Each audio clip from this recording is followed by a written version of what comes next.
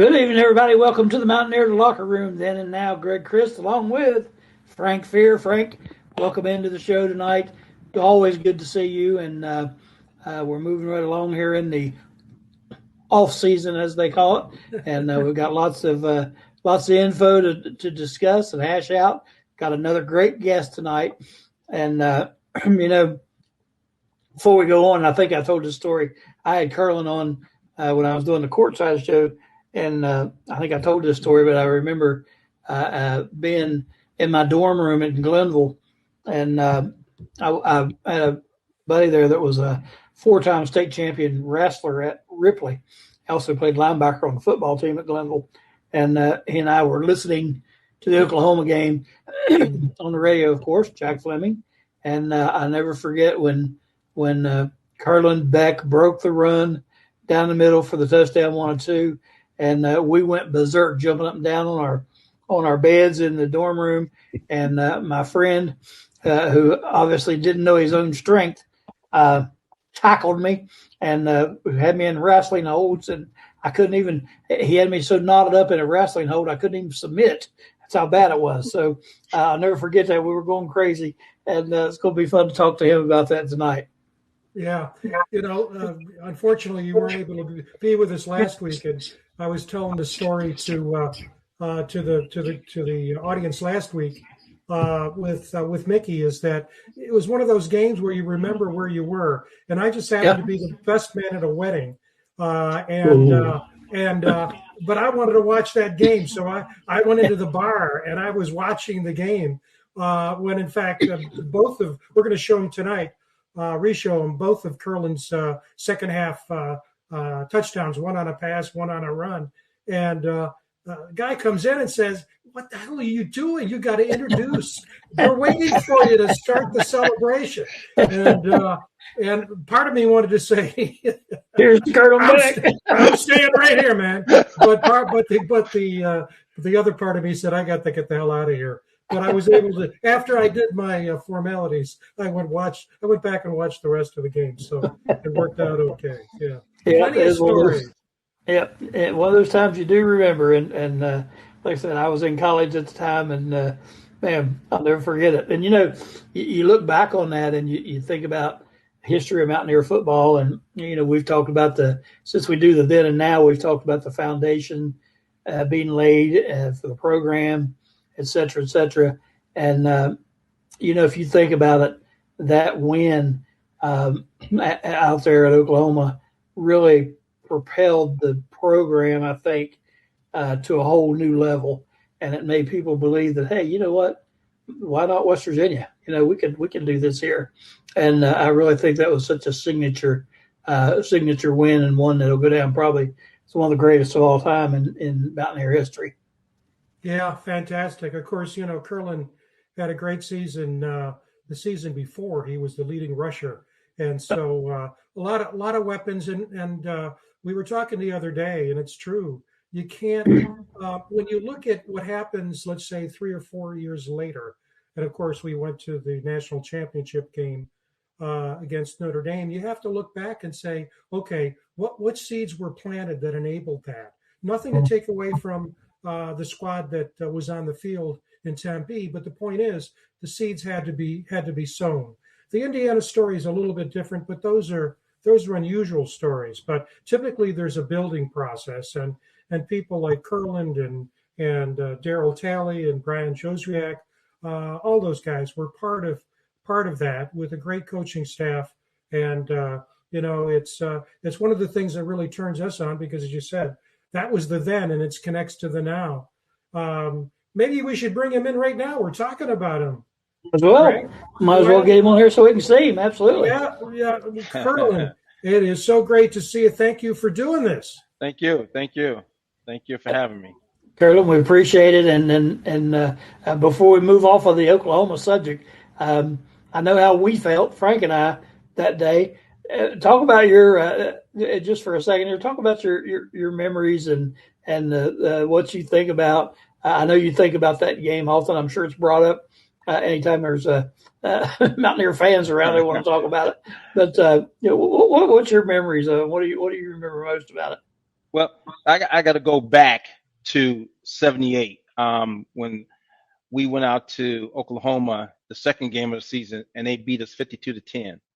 I was a red shirt. Tally was a red shirt. A bunch of us was red shirted, and we were wondering, like, man, what could we have done, or how could we have impacted that game?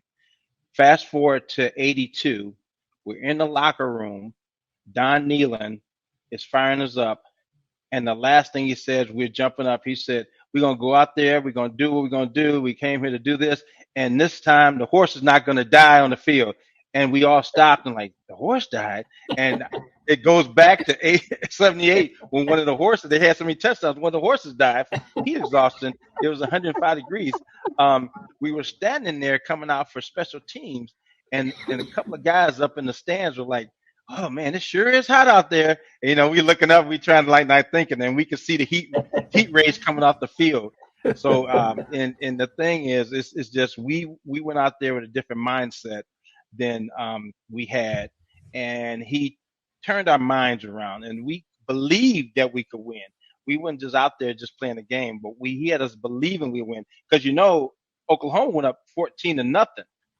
And on us, and we didn't flinch or anything, and we just stayed in the game. We ran our race and ended up doing everything we were supposed to do, and we won that game. And we actually that was the first home opener Oklahoma had lost in 30 years, Wow. and we were the first team to ever score over 40 points against Oklahoma. So we spoiled a couple of people. Marcus Dupree's debut, we spoiled some things. Yeah. But I don't know if you knew this. So they couldn't even do a postseason game because the fans were so mad. They went into the locker room and tore the phone lines out. So our announcers couldn't do a postseason game, and they wanted to do it so bad. But it was just relief that we're on our way. And we proved that Peach Bowl when we beat Florida was not a fluke. Mm-hmm. Yeah, and I don't think people realize. You mentioned like today you talk about we beat Oklahoma. Well, that happens sometimes today. Back then that didn't happen. I mean, right. There were a couple of programs: Oklahoma, Nebraska, Texas. Those teams didn't lose very often, and they sure didn't lose to someone that wasn't named Texas, Oklahoma, Nebraska. So the magnitude of that win is just, I think it's kind of lost today, but back then that was an enormous accomplishment to be able to knock those guys off on their home field. Mm-hmm. Mm-hmm. Yeah. Yes, it was. And I was talking to some guys just recently, and some recruits that came in, and actually you think about it, Frank Zanetti had 3 good recruiting years, 77, 78, and 79.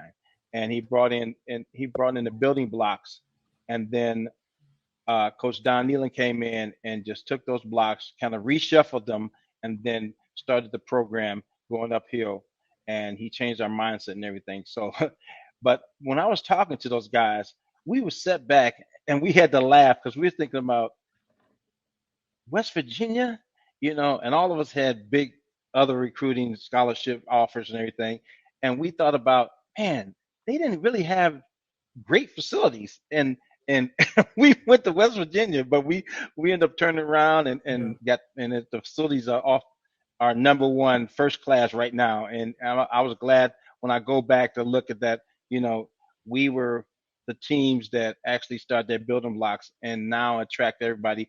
Nobody knew West Virginia, but now you can't go anywhere to see without seeing West Virginia somewhere. Yeah. That's right. Before we get off the Oklahoma game, Darren, if you could cue up that ESPN Classic. This is just in the second half, and you can talk us through this. It features you with the 2 touchdowns, but if you could cue that up, Darren, and we'll watch it. And the point is, as we get into this, you talked about Marcus Dupree. Everybody was talking about him, and Yes. You guys really shut him down. So here's Oklahoma in the second. They're ahead at this point, and this features both the offense and the defense. So and here's where he scores. The quarterback scores. Right. And the one thing that I remember, I was talking to Dennis Folks and Denny Brown. He came and said, we are going to just start going after him. We just going to start going after him. We're not going to lay back. We're going to go after him. And that was one thing he really did. Now, the funny thing about this pass, when I was coming out the huddle, Jeff Hostetler said, if it's a too deep safety, I'm going to throw the pass to you. And I was like, okay. And as I was running down the field and I saw the two safeties drop back, I was like, Jeff, what you going to do? And next thing you know, boom, he hit me with the ball. And I was like, oh, okay. Because he looked it off and perfectly and just, just hit the pass. Now, Jeff was throwing, and he threw so many passes, they really couldn't combat the pass. We just had it. We just had it all. We can pass anytime we wanted to, really, on them. Yeah. The thing is, you guys were so crisp for an opening game. It was like this is the middle of the season. And really great pass here, Hollins. And the main thing was that Oklahoma was known to turn the ball over at least several times. They didn't turn the ball over once. They had one turnover. We had the only turnover of the game when our punt got blocked.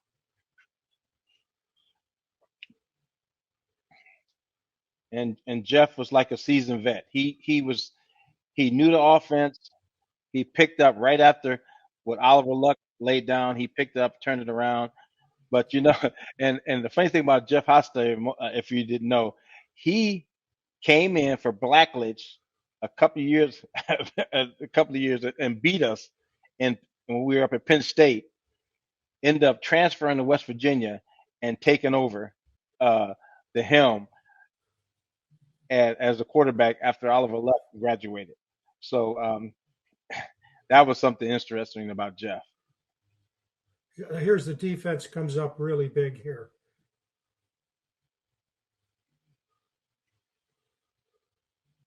I don't know if you all knew, but Tally had a fever all this game. He was like actually sick. He had like it was like in the hundreds. He was like had 102 fever playing this game. Now this is 4th and 7. Look at that defense, just swarm, no chance to make it. And that sets you up for the clinching touchdown here in a second.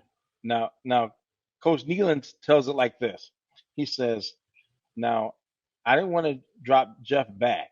He said, I had a couple of running backs. So he said, he'd rather get me pounded than Jeff. And I was like, okay, that happened. So what happened is we called a draw play. So usually on the draw play, there's going to be a hole. I didn't see a hole. So the one thing they tell us to do is follow fullback. So once I was going to the fullback, the guard hit the linebacker across my face, and there was the hole. So I just jumped through it, and it was, that was it. You can see it better here. See, 38, he comes in, and the linebacker. You're gone. You weren't even touched.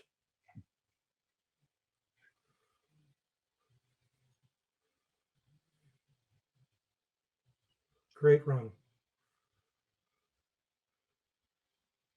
And the funny thing is, it was a guy that I ran into in the end zone that actually lived in Houston, and I had moved down to Houston, and he actually gave me a DVD of the game, the whole game that he had recorded while he was in Houston, and he had came down to Oklahoma for the game. So I had met him later on in life. So that game was really a significant game. Yeah, great memories, right, Greg? Wow.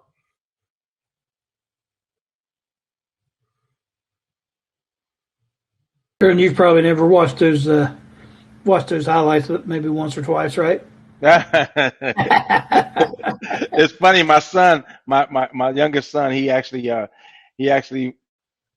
would call because back back they used to show him when Oklahoma was coming on. He used to call me up and say, Dad, they're showing the film. And then on 30 for 30, Brian Boswell's 30 for 30, they actually show the run at the end on the Boswell 30 for 30. So it's kind of it's spelled in a lot of places. Awesome. That's great memories. Looking at the state of games today, the football world today, do you see? I mean, I know we've seen what Indiana pulled off this year, but I think there's a difference in what they did and what we did. Do you see something like that ever happening again, where you have a team that's just built, like you guys were, and really come on? When you become 3 and 4 year players, with a little bit of experience, basically, do you see a team being built from the ground up anymore like you used to? I think we'll see that again. I actually started watching the Division II and Division III playoff games and everything, and you see a lot of it in those teams and those universities that can build a program. With the D1 and the NIL and people saying I'm gonna take my ball and go because I'm not getting the playing time and everything, and the regulations is really not clear. There's a lot of gray areas. Kids are not staying. But what Kirk did, and as you know, Kirk was on the team. He came in '79 when I was there in West Virginia, and what Kirk did, he actually built in and got kids to believe in the program and to stay. And because one guy was going to leave when he got the job, I think it may have been the quarterback or somebody, and Kirk actually went and told him, "Hey, stay, believe in the program. We're going to turn around." And if you can convince kids to stay in the program and not to leave, and to say the money, all money's not good money, I think you have programs starting to turn around. They're gonna take what Kirk did and try to duplicate it. I know you've seen the movie Moneyball, and people are going to try to duplicate what they did, the Oakland A's did, and they're going to try to do what Kirk did. They're going to try to reproduce that kind of situation. But you got to have kids believing in it, and you have to bring kids in and have them trusting in your system and tell them that's going to work. So I think it's not too far off, but I would say in the Division II, Division I AA's, you'll see it more so than in the D1 single A. Where do you see us NIL headed? I mean, right now it's just we've mentioned on here numerous times. It's like the Wild West. It's just grab who you can grab and that sort of thing. What do you see happening down the road here in the next 2, 3, 4, 5 years with the way the NIL is set up and what's going to happen in the future?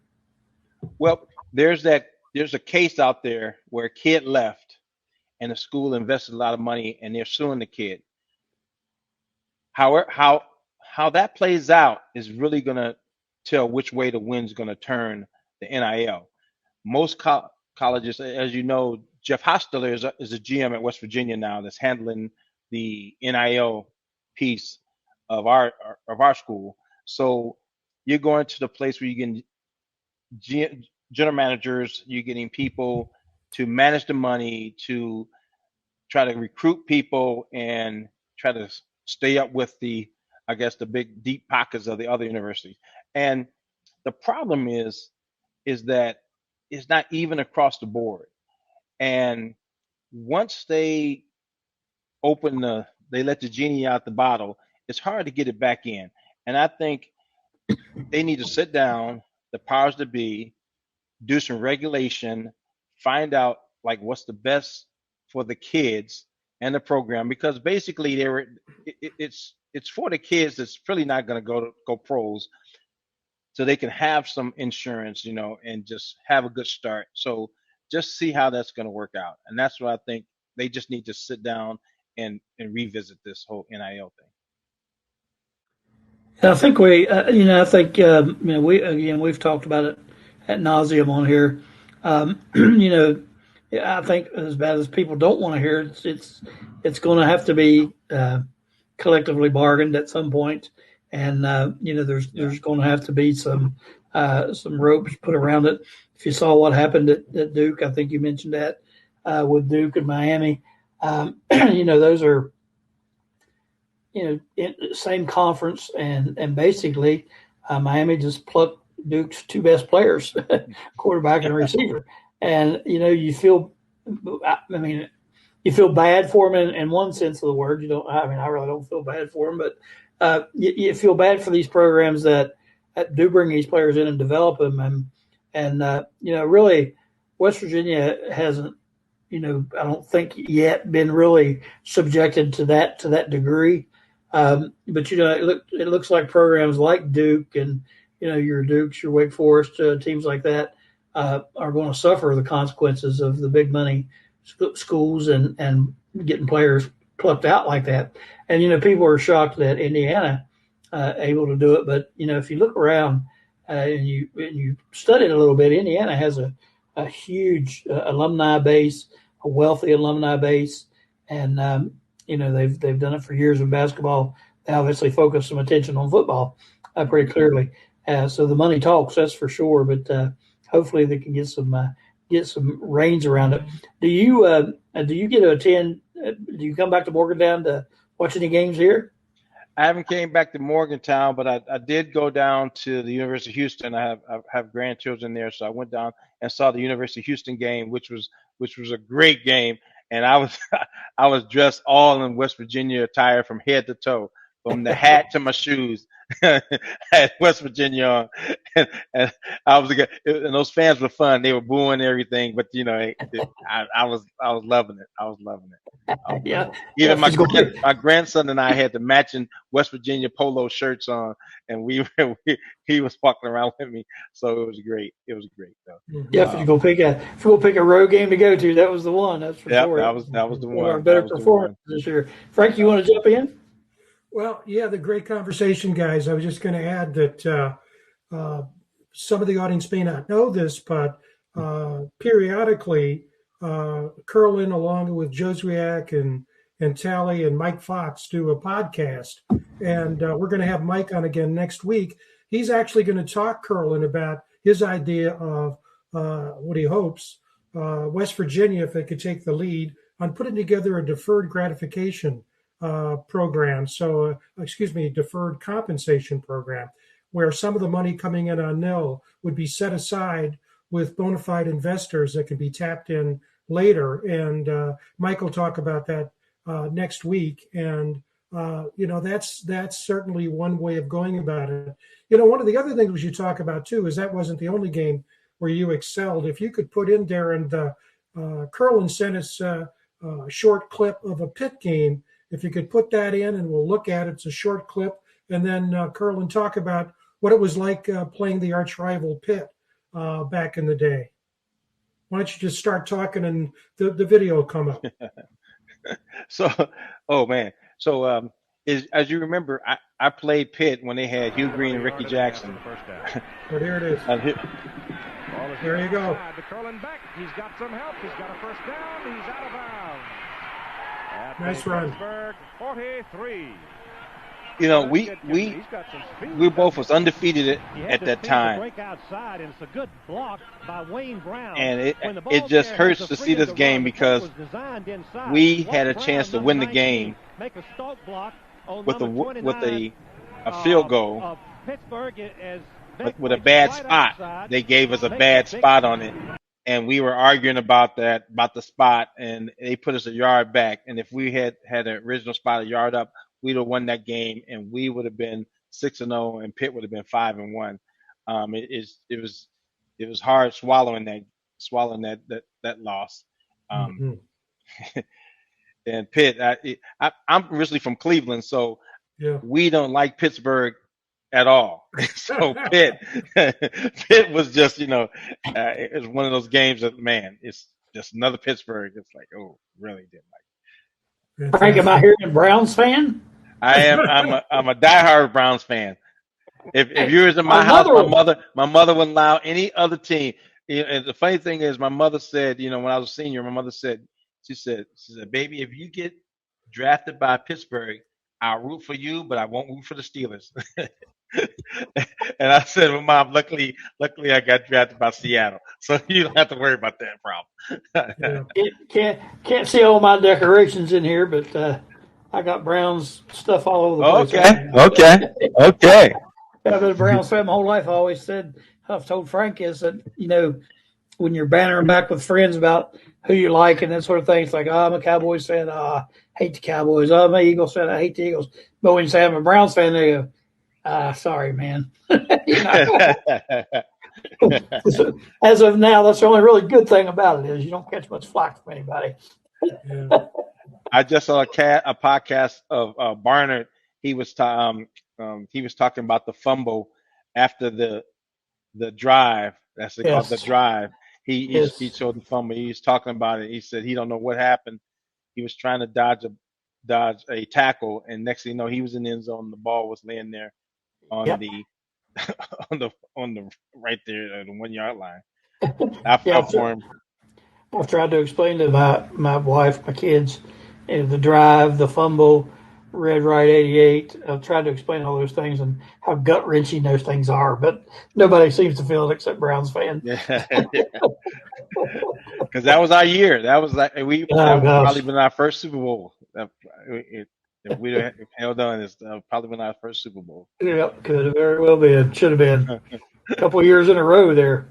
Yeah, right. I give Tally a hard time all the time about, the Browns always. I said we always like the Buffalo because we always got to beat them in the playoffs, and he's like, I'm from Cleveland, Yes. His brother John actually played tight end from Cleveland. Yeah. Yep, sure did. You always have to give him a hard time about that. I'm sorry, Frank. Didn't mean to jump in. No. Go ahead. Fantastic.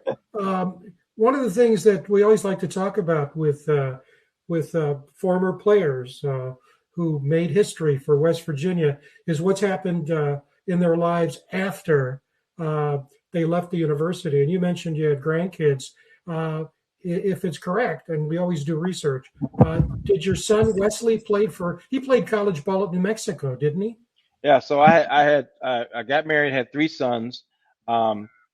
Wesley and my youngest son Derek, they played football. Wesley played for University of New Mexico. Derek played for UMass, and then my son Joshua, he actually got a scholarship and played for the Merchant Marine Academy. He played basketball. Wow, now what I'm doing is, I actually ran track. I was a 2-sport athlete at West Virginia. I ran track and I played football, and that's a rarity now. But I grew up in Ohio, and if you play football, you ran track. So that was just a thing. Now what I'm doing is I actually volunteer coach at Wesley Chapel High School on the track team, help with the sprints. And then I have this is our second year starting a AU USTF track club called the Velocity Elite. And we are in our season now. Also, we're starting up. And last year we had a good year. Our first year we had 8 All-Americans and 2 national champions between the ages of 13 on down to 5. So that's what I'm spending my time doing. And then I have 2 grandkids here besides in Houston. So, actually 3. I have a grandson by marriage, but he's actually, I'm training him in speed and agility. So he's probably going to carry on some things because he's a receiver like my son, Derek Beck. He's a receiver. So it's going to be some other later down the line, some more Becks out there running around doing something. Yeah, that's great. You were talking about it's a thing in Ohio, and it reminds me really sadly of our recently deceased friend, Tom Bowman, great Mountaineer, who from the Cleveland area, who really made a name for himself in high school on the track squad, got offered to play at Notre Dame that came to West Virginia, just passed away a couple of months ago. Tom, we had Tom on the show, as you know, a great teammate, a great Mountaineer who just, gold and blue in his veins. But great guys coming out of Cleveland. One of the other things that Greg and I love to explore with Mickey, and unfortunately Mickey couldn't be with us tonight. He's a little under the weather, and he'll be back next week. But the situation with so many of just about every single former Mountaineer having a great career.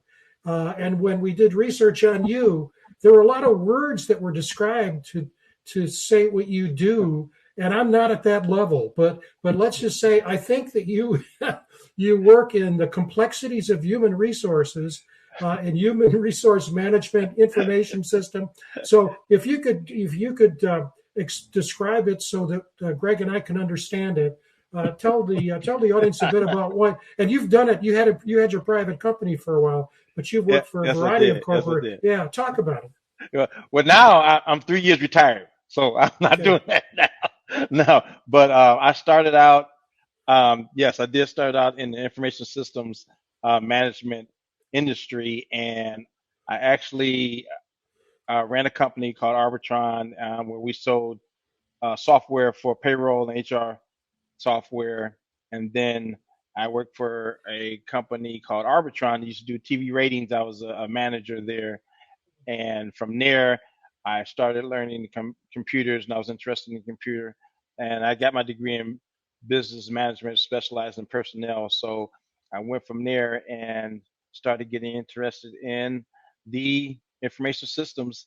And since I was a people person, working, installing software, payroll and HR software, I was doing that for several years, all the way up until I retired. And basically what I did was whatever you got paid, I made sure that your check was right, your deductions came out right, you got the right taxes, and that your paycheck was deposited right, and if it split, it was going there right. So my saying was always, payroll is not important until somebody don't get a check. that's when they call, and they would call me, and I would come in and solve a problem in on the HR or the payroll side. So I did that for years.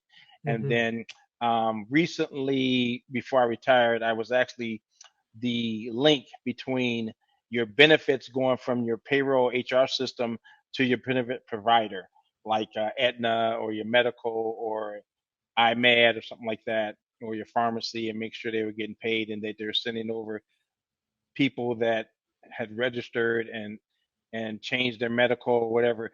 I was the person creating the bridge between those two systems. So I did that for a while.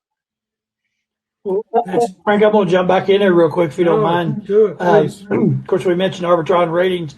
I think everybody has probably heard that. It just never dawned on them. Arbitron ratings. Everybody's heard of that when they rate the TV programs. But I'm just curious to know. I know it was mentioned earlier about Mike Fox and those guys starting, a different type of program to deal with the NIL. Have you been approached by them about maybe helping out with the financial end of that? Because one of the things that we feel that is totally necessary is somebody in these universities to offer some guidance to these young kids on how to handle all this money. And one of the things you worry about, and I've seen it already myself, where my son coaches college basketball, where kids basically squander it. They get it and they blow it, which, any 17, 18, 19-year-old kid, you hand him $100,000, I know what I'm going to do with it. And drive me a nice ride and have me a gold watch and all that. But I was just curious, have they approached you about possibly being a part of the program to where there's some, form of financial assistance, in helping these guys, know where to put the money, know how to handle the money, know where to put it to let it grow. And, because Curlin, the amount of money they're talking about for a lot of these guys is enough money to set them up for life. Right. But if they don't know how to handle it and deal with it, it's not going to be that way. And I'm just curious to know, have you thought about that? Um, I've been approached about being a mentorships and everything, and I've said yes, I would do it. So I'm just waiting to hear back from some people.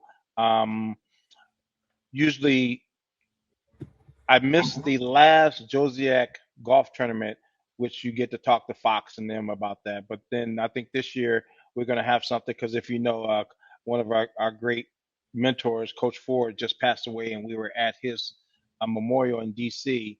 And that they're trying to get something during the spring game where everybody can come back and honor him for that. So I think at that time we'll probably put that on the table and talk about it, and they'll reach out to us about that.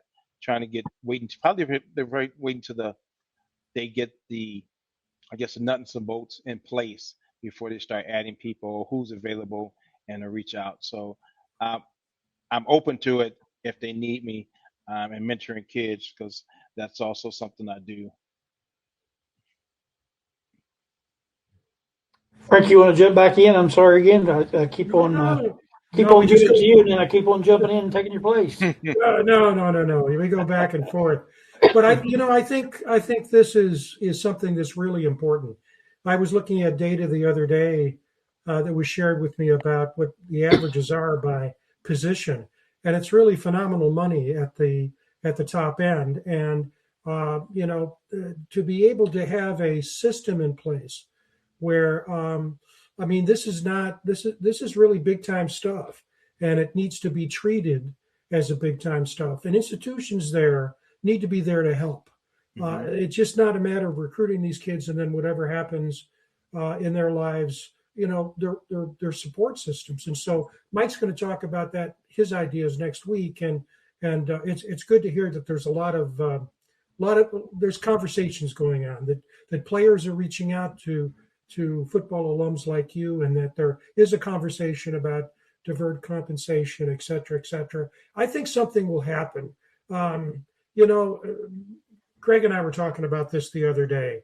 You can't just go down a single road of more money, generate more revenue, because as probably most people watching this show live or in the archive know, the NCAA just passed a rule that I think starting this football season, players can have patches on, teams can have patches that basically promote corporate entities. And the purpose is to generate more money. That's great. But then there's a thing called money management. You got to be able to manage the money, and it's not just the institution. We got to help. I mean, that's the purpose of higher education, is to help students mature and grow so that their capabilities are greater once they graduated, after they graduated, versus when they came into college. So it just makes sense to me. This can't be just the revenue train. It has to be financial management. And now that basically the players are getting paid, that has to be part of it. And one of the things that that I think should happen, and is an easy fix that could happen. So just like the NFL, when they struck and they wanted to collective bargaining agreement changed and they needed people, it was guys coming in. You're a rookie, you get $1 million or $1 million more. They moved up I guess it was called the minimum wage of a player. They figured the longevity of a player, and they made changes to that effect.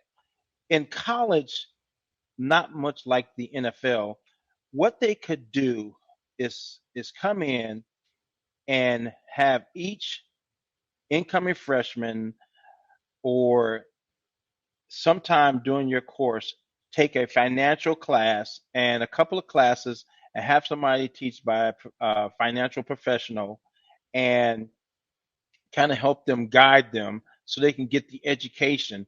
Because as you know, it says people die of a lack of knowledge. And if you don't know, you don't know.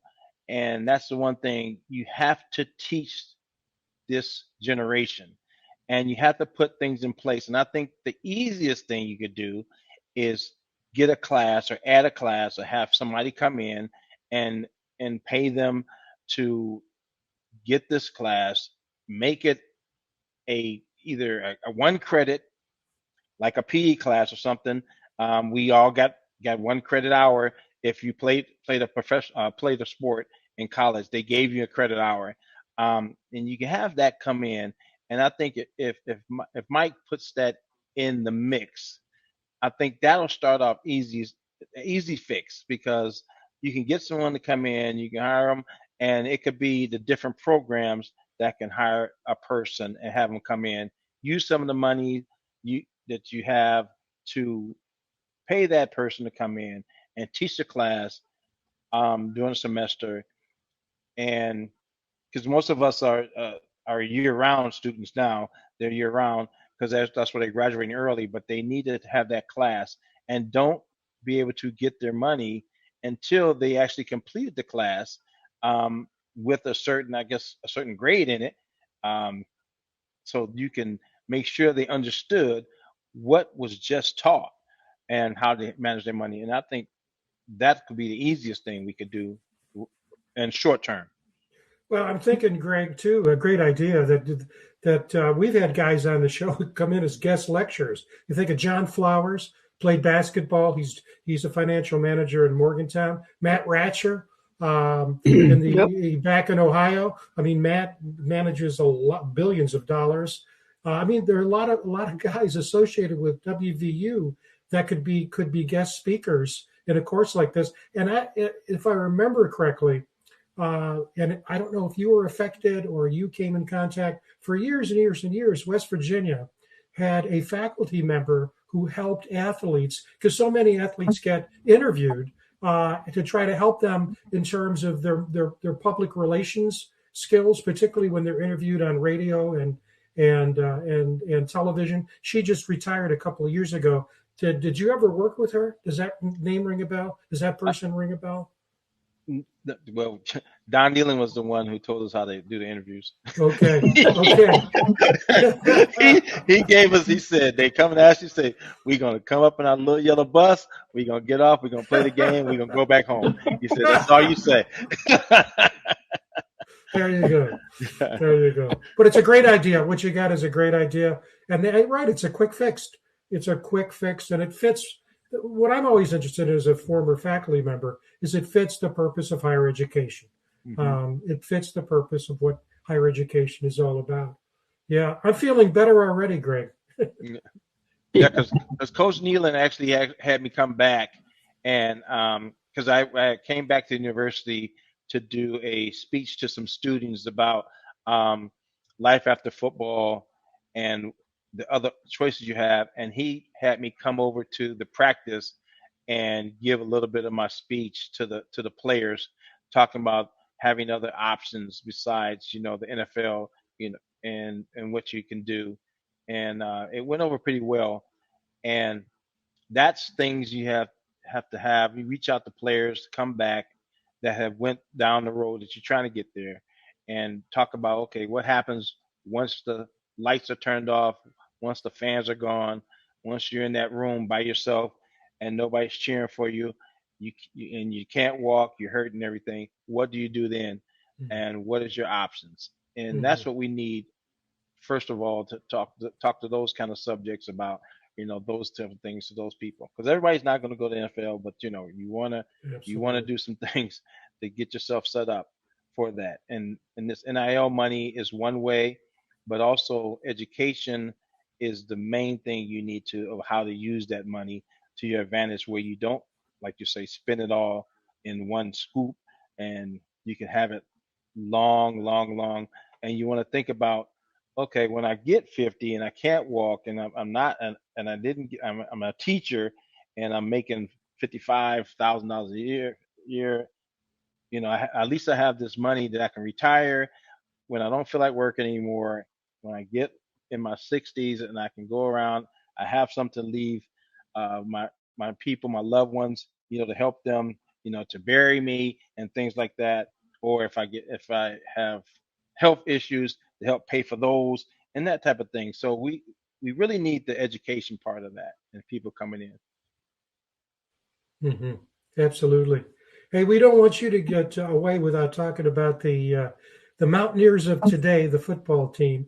We're just about at the end of the portal period, the second signing period for incoming students out of high school, junior college. That's coming up next week, actually. But let me get it started and then turn to Greg. But I'll start it by asking this question: your thoughts about Rich Rod, the team last year, what your sense of how it looks, conversations you're having with your peers, former players, all that stuff in terms of a focus on the Mountaineers that are going to be taking the field just in a few months. Well, like when I was down in Houston and I went over and night for the game, I talked to Rich. I told him, I said, Rich, hey, we got your back. We like what you're doing. Just keep doing what you're doing. And he has came back and has reinvented the culture of Mountaineers because he had something to bring back the older players and the alumni back so the young kids can see and talk to them about life after football and what's going on, and maybe get some pointers from guys that played in the pros or guys that did what they were trying to do, and just help Rich and just be behind him and support him, and just start coming back to games. Not saying that I didn't know the two previous coaches for Rich, but the older guys, and not when I say older guys, I'm talking about pre-Major Harris. So I'm talking about 84 on back, going back. Those guys really didn't feel as welcome as I thought to come back to the game. Not like a person that has the blue and gold coming out of their veins would know the culture of West Virginia. And to come back and welcome those guys, roll out the carpet, to bring them back, invite them back, do things to bring them back. And that's what we really need, because those players really need to see, and that starts the culture to keep them home. I would love to talk to CJ Donaldson. It's like, man, why are you going to Ohio State? Just give us some time. What you don't take your talents there. We need you. I mean, we putting pieces in. It's like building a plane in the air. It's like pieces are just falling out. We stay put. Give it a chance. I know you want to go there, but sometimes you need somebody to come in and talk to, get in their ear. Hey, give it a chance. Get a chance. I know this person. I know Rich. I know what he can do. Just give him a chance and just stick around. And now that they made it so kids could stay around for 7 years, you still got chances now. So I'm can't wait for the next year to go back to the spring game. I'm making the spring game. Want to go see what's going on in the spring. Rich has started a barbecue for all the alumni to come back, and he started last year, but this year he said he's going to do a better job of getting people back and getting the word out. And a lot of guys are going to come back. They're looking forward to it and talk to the players and getting to know who's there now.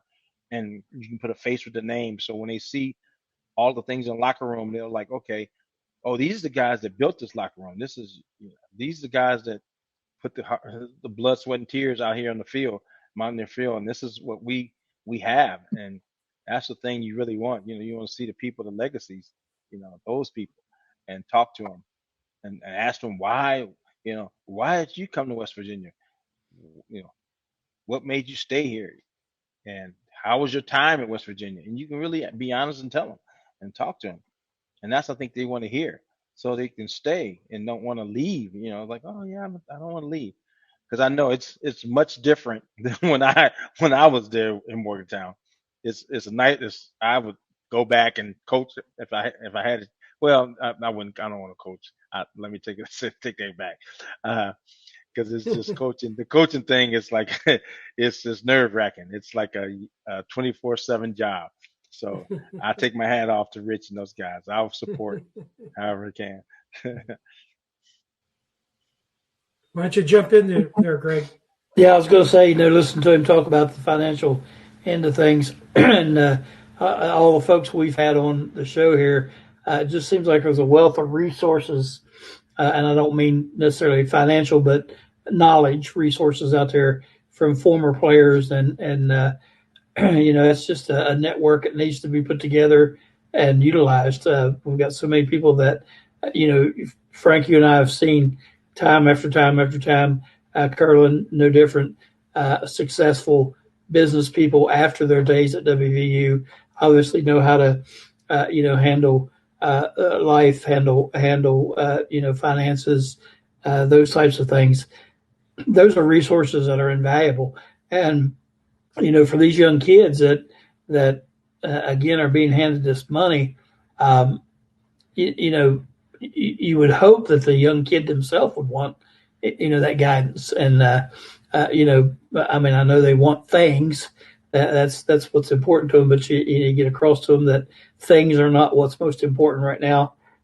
You can get things anytime, but you have a future to look at, Yeah. And so I just think the resources that we have out there, just based on who we've had on this show, the knowledge that these guys have as businessmen and financial workers, like a John Flowers in the financial industry, those are resources that are invaluable, and you hope that we can use those. And I like what Curlin said: get those players up there and let them tell them why they, because we've heard. We have never talked to a former player on here that I can recall that's ever said, I kind of wish I'd have went somewhere else. I've never heard that. Everyone we've ever talked to has always said, I'm so glad I went there. I wouldn't trade it for anything in the world. That's what these young people need to hear. They need to know why.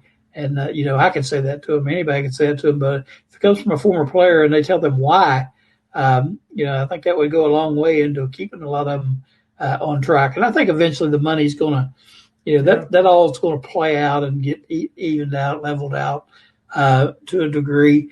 And but there's some other important things that I think sounds like WVU is maybe ahead of the game just a little bit. That if we can get in place now, is going to really go a long way to solidify, the program's future. And I like some of the things Curlin is talking about. Curlin, if you don't have anything else, we really do appreciate you taking some time to join us. It's been so much fun. Thank you. Anytime you need me on there. Wish we had several hours. It'd be we'll plan on seeing you at Joswiak's event this year. Frank and I, Darren, we usually go up and broadcast from up there. So hopefully, if you're there, you can drop in and give us a shout, and we'll get you on again. I'm not much of a golfer. I'm trying to get into it. My son's all golf, and they're trying to get me into it. So we got something planned. I'm gonna get some golfing. So I guess next time up there, because I talked to, because Josiak's down here and I see him and he's like, man, we would love to have you. So I got to go to one to see his dad before his dad passed. So and it was a fun time. It was a fun time. Yeah, a lot of fun. Well, the main thing is get you a nice golf shirt, nice pants, nice pair of shorts, nice pair of shoes. Get you some new clubs, nice hat, look the part. That's the most important. I played for 30 years and I still stink at it. But as long as you look good, that's part of the game right there. So anybody can do that. Again, we appreciate you being on with us. Another great story and another great Mountaineer. We appreciate you so much. Thank you for your time. Thank you. Thank you. Thank you, Curlin. Great. Everybody, good evening. All right, you do the same. Yeah. Frank, here's another fine example of what we talk about. Greatness, not only on the field, but after. Yeah. And, one of the things that struck me when he was talking at the end about getting the guys to stay or talking about why here, because that, when we talk to the older guys, they always talk about the options they had. And in many cases, just visiting Morgantown was the clincher. Once they got here, they knew it was the place. But, with all the talk about the nil and the money that, you mentioned that and I'll use the word Miami poaching Duke to get the players they need. I understand that. It's a market system. And so those players are leaving. But the reality is a lot of players don't go anywhere. Now, think about this. 44 Mountaineers that were on the team last year, 44 announced for the portal. they announce for the portal. Various times they announce. So 44. 9 of those players were picked up by Power 4 schools. 9 of those 44. Okay? 22 of those players of the 44, if my math is correct, right? 22 over 44, have not signed with a school. No. So here we are now at the end of the portal period. They can still sign after. I mean, it's the portal period's ended where you can declare. They can go at any time. But there are some big names that have been unsigned. The running back from last year, Markiol, they haven't been signed. And so as a consequence, there are winners and losers of this. And so it's a complex circumstance.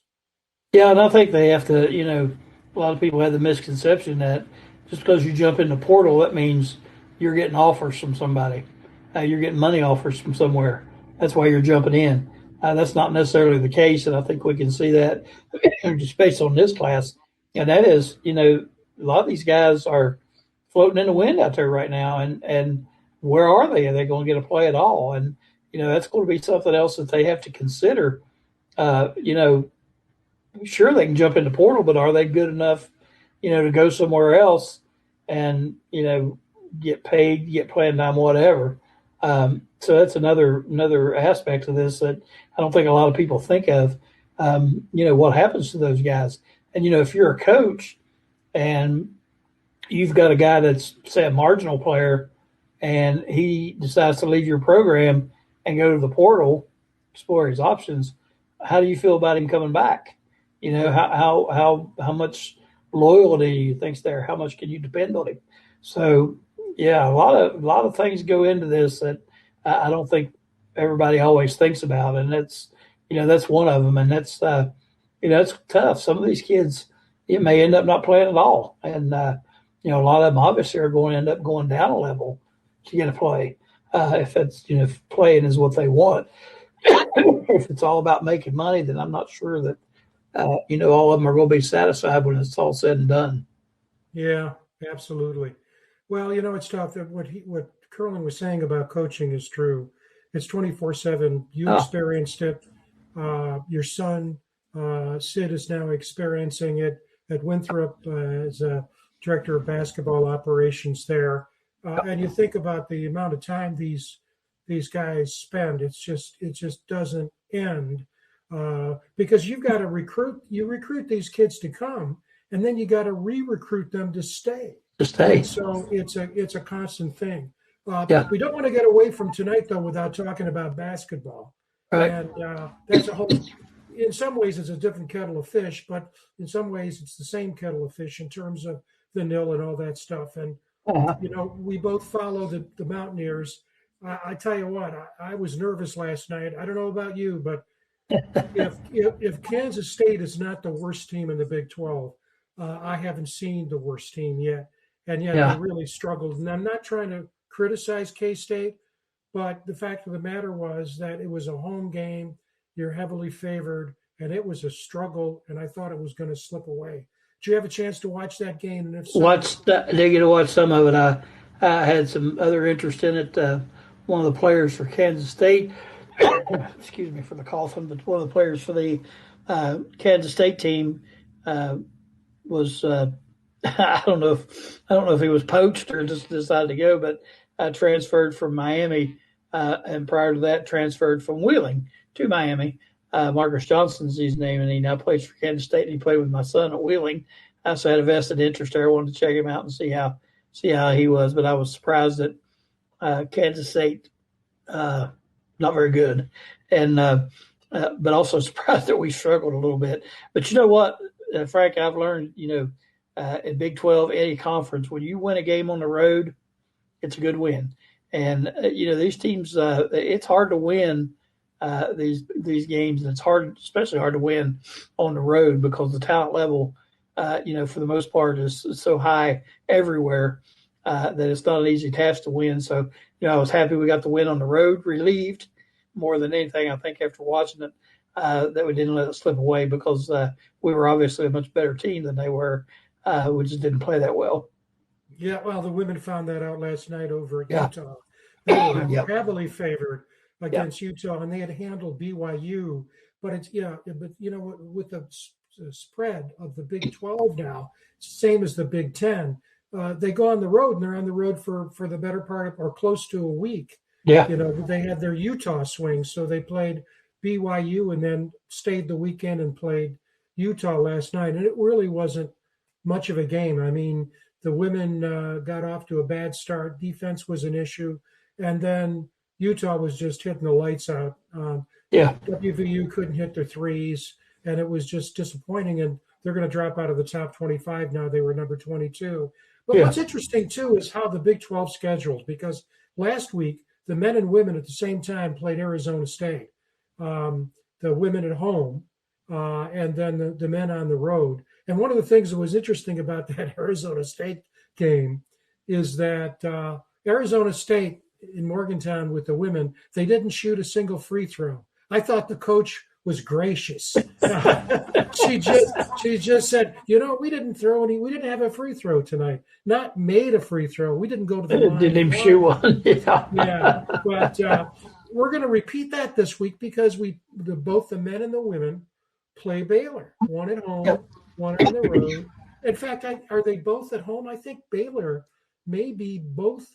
I think maybe both of them are home. I think they're both at home. Yeah. The women come in and the men come in. I don't know if they travel together, but this is not one of on the men's side.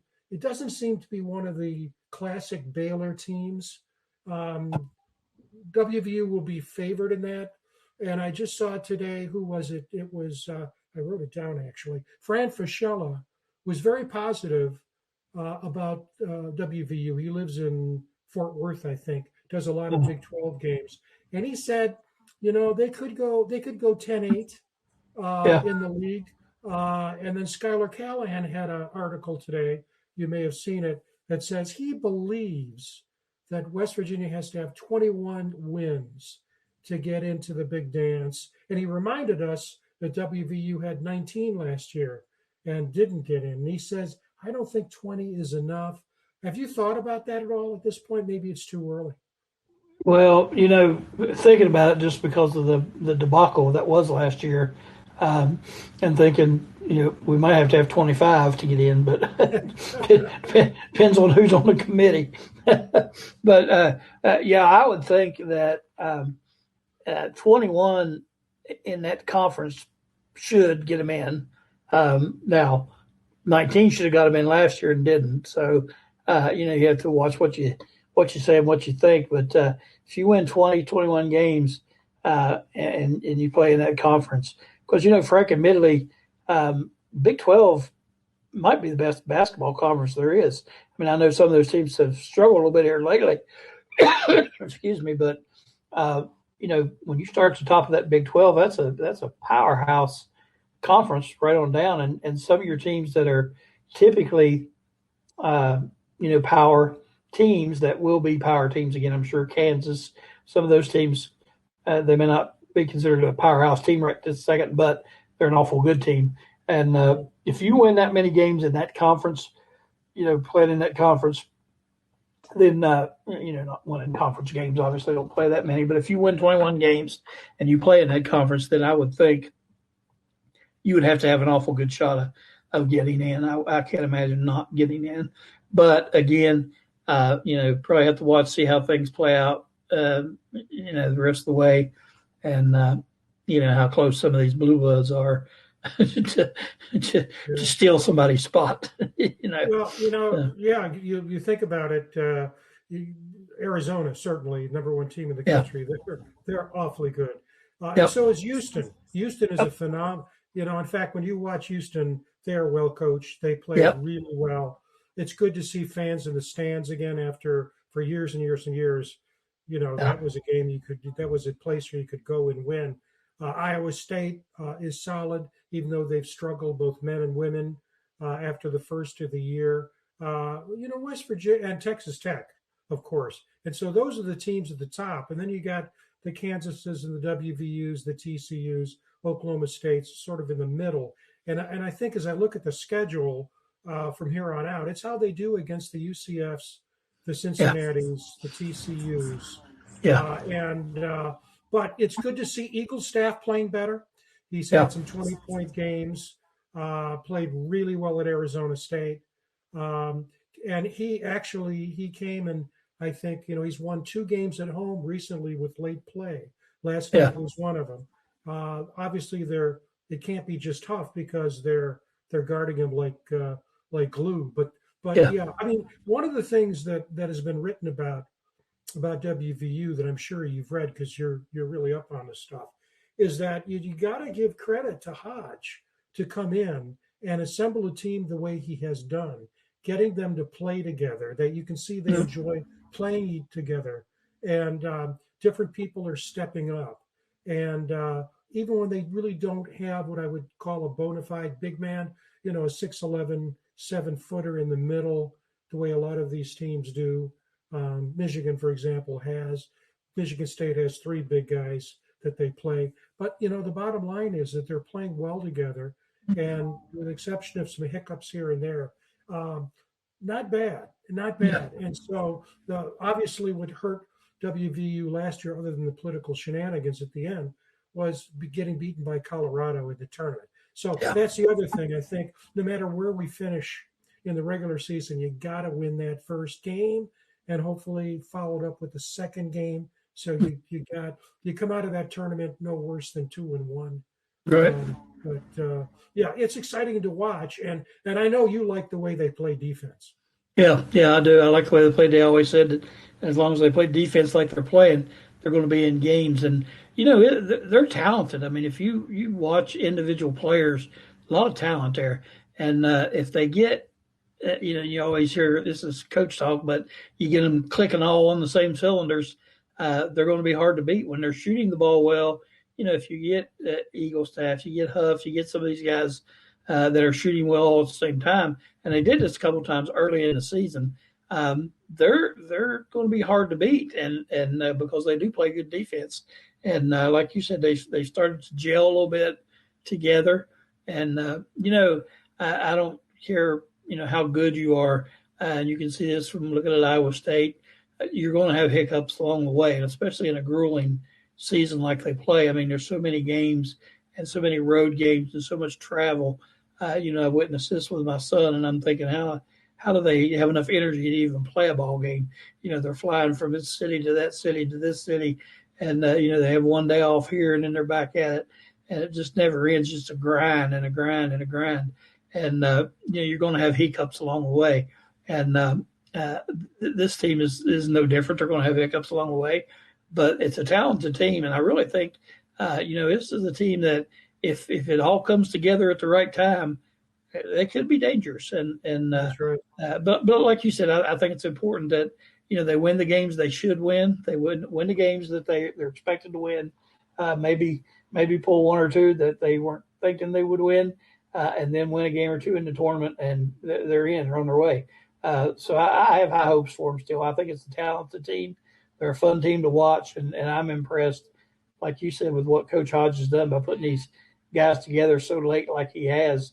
And, you hear a lot of love for him on TV with the broadcasters and the talking heads on there really like the way he handles a program. So I think given a year or two at the helm, he's going to have it together there. I got faith in him, and I think I think the future looks pretty bright for us. Yeah. What I'm hoping for is that we'll have a big win, like we had a couple of them last year when we particularly beating Kansas at Kansas and then beating Arizona and Gonzaga in the tournament, Christmas tournament, just like the Duke, like beating Duke this year, a big one. And I really think that somewhere along the line, it could be against Texas Tech, could be against maybe TCU, a game that they weren't necessarily expected to win that will grab attention. Now, there's one thing before we sign off. This goes back to football that we can put a shout out here. Darren, if you could put up the graphic that Tony Altimore posted This is the one about football, and there are 4 coaches that inherited a losing team, and within 3 years won a national championship. And I had Tony's going to be on the show in a couple of weeks. And if you don't follow Tony, go to X, Tony Altimore, Altimore. He is a master guru of data, and he puts it in graphic form. You can learn so much. And he put this thing up, and I had an exchange with him. And I said, Tony, there's a theme here. And he goes, what is it? You know what the theme is, right, Greg? Do you see it there? West Virginia connection on every one of them. Except Pete Carroll. Pete Carroll, yeah.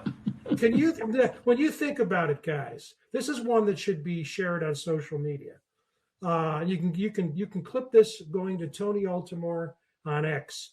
Is that John McKay's a West Virginia guy? Nick, obviously, and Kurt is. That is amazing. West Virginia as a state does not get the credit that it deserves in terms of, we could talk about a whole bunch of other guys too. I mean, when you think about Jimbo and you think about Lou Holtz, although, he's right on the river in Ohio. But the fact of the matter is the leadership that has spread across college football that came from a really small state, underrepresented, you would think, but actually no, it's overrepresented with great coaches. And John McKay did a great job at USC before becoming a pro coach. And of course, Kurt played at West Virginia, went to Morgantown High School. I think that's just a fabulous testimony to the Mountain State. Oh, yeah.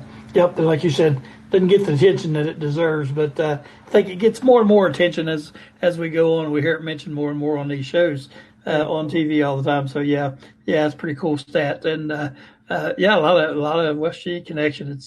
It's amazing when you think about the size of the place, and then what's come out of the state is pretty amazing, really, when you step back and look at it. But yeah, that's pretty neat stuff. Well, Frank, another night in the books, it looks like, and another great guest tonight. We want to wish Mickey a speedy recovery next week. Our old buddy Mike Fox, friend of the show, will be on with us. Always enjoy having Mike because Frank and I, we get to rest our vocal cords on those nights. We just sit back and let Mike talk. Well, I'll tell you one thing. It's better to have Mike as a friend, as a guest, than being an offensive lineman having to go up against him. Can you imagine? Well, I've said this before. When you were talking about being at Joe's golf tournament. We were there last year, and I was standing next to Mike, and my neck still hurts. I mean, it's just he is a big man and had a great pro career. Won a Super Bowl with the New York Giants. Played a number of years with the Carolina Panthers, and just a sweet guy, just a great guy who cares deeply about WVU. And that picture there, he's ensconced in the WVU Hall of Fame, rightfully so. A great player. So when I introduced myself to him, I told him he might. I thought Joseph was, but I think he might be the biggest human being I've ever been beside. He's one mammoth guy. He said, I'm not nearly big as I used to be. I've lost 35 pounds. I was like, gee whiz. Well, I'll tell you what. We don't go to that golf tournament to play golf. Just like Mike, we go there to eat. I mean, that's right. Eat and have a good time. Hey, we wanted to, Frank, before we get off, mention Mark Parsons, our good buddy down in Murfreesboro, takes care of helping us with the guests. Always on the ball, always working and getting our guests lined up for us. We really, really, really do appreciate Mark, and we want to make sure we always get a mention on him out there. We'll get Mark back on the show before too much longer again. I know he's wrapped up in this. I just picture Mark right now with just like paper all wrapped around him, trying to read the transfer portal stuff. Well, one of the things that he's an expert on, which very, very few people are. I know we aren't. I mean, we don't pay attention to it. But I read and commented today, someone asked him a question on Facebook, and he answered it, because WVU is doing a complete restructuring of its NIL program. Country Roads Trust is gone, et cetera. He explained that in about a paragraph. that made sense to me in terms of how it connects to revenue sharing, et cetera, et cetera. And I'll bet you very few of the people watching this show or anywhere around knows how a school like West Virginia is handling the revenue sharing, the nil, Yep. because the nil was being done by these collaboratives, Right. and those are gone now, and so now the university has a responsibility, and Right. it's time. We got to have Mark on to talk about that because Yeah. really Yeah. We need to get important. him back on to help explain more of it to us for sure. That's a definite, and we'll do that as spring and summer rolls in. We can got plenty of time to talk to us. We'll definitely get him back on. Also, best wishes to Mike Dunlap, still struggling down in the hospital, Oh and man, a little bit of encouraging news, but not great news. But he's hanging in there. So I want to wish him and his family all the best. Also, Mickey, got to get Mickey better yeah, and get him back with us. We miss Mickey. And golly, Frank, the odds are stacking up against you here. First week it's me, then it's Mickey, then it's me, then it's Mickey. You stay inside down there and stay warm. Can wear your mask. actually, even though I'm in Florida, it's been And awful. It's cold. for Florida. It's been cold in the 30s Yeah. down here in Southwest Florida, which is amazing. But anyway, And, always a pleasure. Always a yep. pleasure, Greg. We had fun Enjoy it. tonight. Curlin was a Absolutely. great guest. We'll look forward to Mike next week, and we Yep. appreciate everybody watching. Absolutely. Absolutely. We appreciate everybody for tuning in here on the New River Network and the Voice of College Football. We look forward to bringing you another great show next week, and we appreciate you watching a great show we thought tonight. Thanks to Darren for all his work behind the scenes. Wish you the best of the evening, everyone, and good night.